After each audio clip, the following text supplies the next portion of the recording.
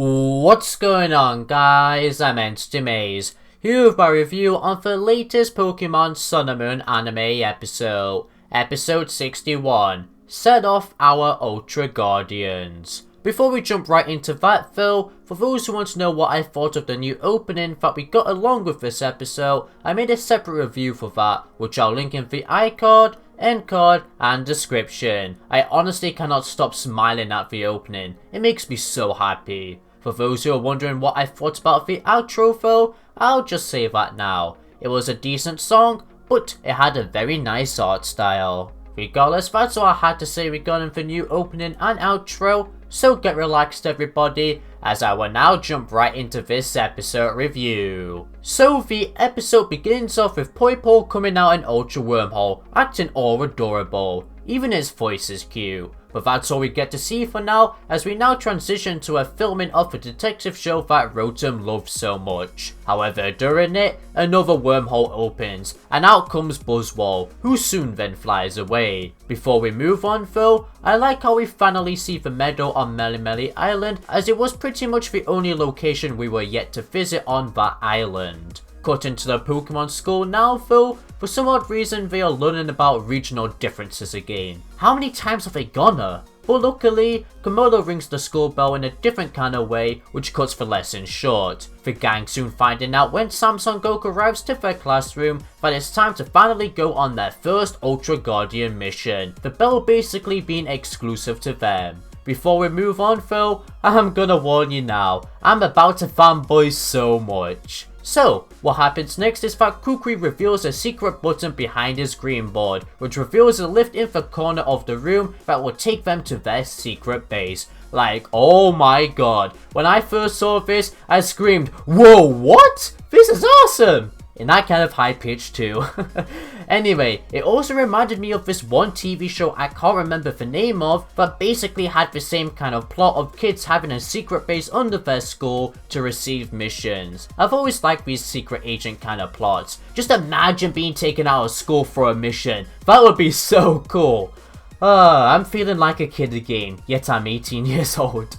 Whatever, it just gets even better. Once Ash and his classmates go into the lift, they transform into their Ultra Guardian uniforms, which was so epic. Look how cute Mallow is here too. Oh my god, this anime is killing me from epicness and cuteness.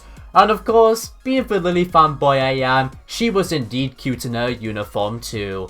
So precious. The pink suits are really well actually. It's a nice difference as we usually see her in white or blue colours, mostly white. In fact, white's colour meaning means safety and innocent, and pink's means cute and charming, which Lily definitely is both of them, which I believe this pink colour on her uniform shows her growth as a character. I mean, she did also put her hair in a ponytail, which we all know that means that's where she becomes more serious to help her loved ones out, and now, Alolan basically.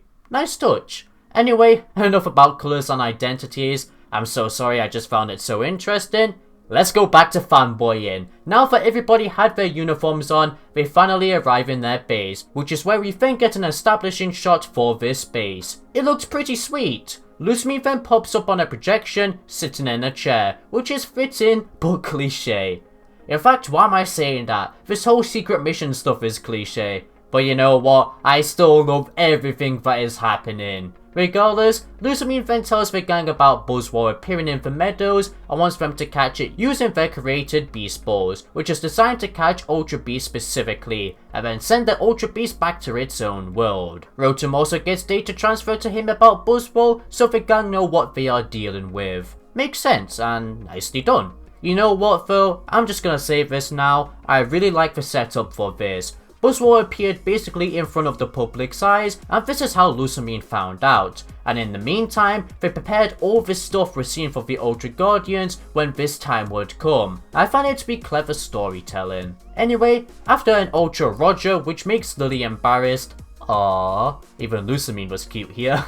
The gang then launch into a waterfall to fly out to the meadows, which was fantastic. It's cliche again seeing them flying out a waterfall, but I can't express enough how cool it is regardless. We got some really good camera shots and angles during this too. I especially like this bird eyes view one. Finally, to top this scene off though, I really like the right Pokemon each character has. It relates to their characteristics, which is very clever to me, such as Garchomp is a fast Pokemon and likes to attack a lot, which is basically Ash's strategies in a nutshell when it comes to Pokemon battles. Anyway, that's all I have to say regarding that. So moving on, we then transition to Buzzwole looking at its reflection and flexing. I love how they are portraying Buzzwole here. Beware even sees this and decides that it wants to fight it, but thanks to Team Rocket interrupting, Beware decided Team Rocket were more important. Like, wow, what a useless scene, and it was advertised so heavily. I wish we got to see more of a fight. It was just them two grabbing each other. Regardless, Ash and her classmates then soon find Buzzwole, who legit sucks life from a wild Snorlax, like, oh my god. But yeah, it retreats when they see the guys land, and guess what happens next? All 5 of the classmates stay behind to heal Snorlax, while Ash is the only one running after Buzzwole. All 5 of you didn't need to be there. Give Ash some help, it's a Pokemon from another world. In fact, Buzzwole legit bodies Pikachu when Ash gets into a battle with it. Like, ugh. Oh wait, Kiari's here. He's gonna help in the battle. That's great. Oh? No? You're having a flexing competition? Oh, Buzzwole got caught just by getting distracted by the flexing? Okay then. Okay, yeah, whatever. Nah, but seriously, unlike others, I found the flexing scene funny. I just wish we got more of a battle. Oh yeah, people got attracted to Pikachu again. It's definitely because of the light Pikachu produces from electricity. I spoke more about this in my opening review. Anyway, this episode then ends off with Kukui and Brunette opening an Ultra Wormhole, where Ash releases Buzzwole back into its own world. Everybody saying their goodbye with a flex. I nearly said a dab for some reason, but whatever. That's a really nice touch though, and Luzmine thanks everybody for their hard work. And by that you mean Ash at first, followed by Kiari doing some comedy. Anyway, with that story said, let's now move on to my overall thoughts of this episode. Firstly, for what I thought before watching this episode. Yes, this is a new section in my reviews. Anyway, the first summary got me really hyped, but to be honest my hype just died down after that because I had to focus so much on talking about the other slice of life episodes before this, which was nowhere near as interesting. Even when we got the preview for this episode last week, it didn't get me hype again, as it just showed us what we pretty much knew already. Nothing new, and I no longer had expectations, I guess. However, during my watching of this episode, damn, I got so hyped. And that's all because of the first half of the episode. It was executed so well, such a great introduction to the Ultra Guardians locations and what they do. Of course, the creators tried to make you feel excited too, with all these somewhat action scenes, and it definitely had a big impact on my mood, I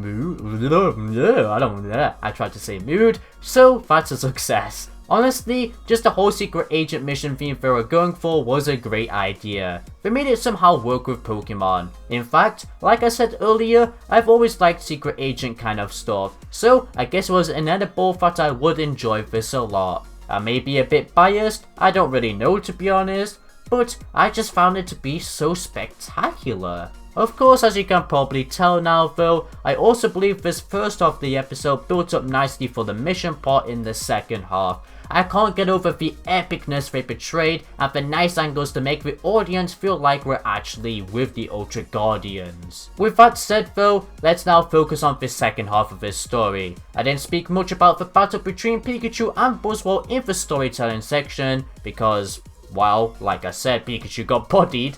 However, I like this a lot, because of course Ultra Beasts are meant to be some of the most powerful Pokemon ever. So this made Buzzwole look great. I do also like in this scene how Pikachu decided that he wants to kick Buzzwole when falling from the sky. Nice idea, it just didn't work. Despite liking these factors though, I do really wish that we saw more from the battle. Pikachu never fainted, it was perfectly able to keep on going. So that's a disappointment. along with the classmates not even helping out. Although I will admit, I did laugh at the classmates throwing berries in Snorlax's mouth. But still, at least some of them should have helped Ash out in the battle, as it would have made for awesome double battle action for us the audience to enjoy, and actually make them look useful. So when it comes to future episodes, I hope the anime creators can improve upon these two factors I just explained. You know, just by thinking about it too, I also hope in the future that we can see Beast Boost, as just imagine how that would look in the anime. It would make for interesting battles. But yeah, regardless of that, overall for this story, it impressed me. I had fun, I like the idea of this Ultra Beast catching plot, as we had to do this in the games, but this version is way more exciting. We got a nice feel of how these Ultra Guardian episodes will be. It teased Poipole nicely, especially with what it likes, aka light. They gave Buzzwole an actual personality, which is great, so it isn't just a bland character and aggressive for no reason. The writing was clever in certain areas, just as long as you thought about it. One example I can think of on the top of my head that I have not explained yet is how Nyarth couldn't understand Buzzwole, which is a good touch, as of course it came from another world. And finally, to top this all off, even the comedy was funny to me.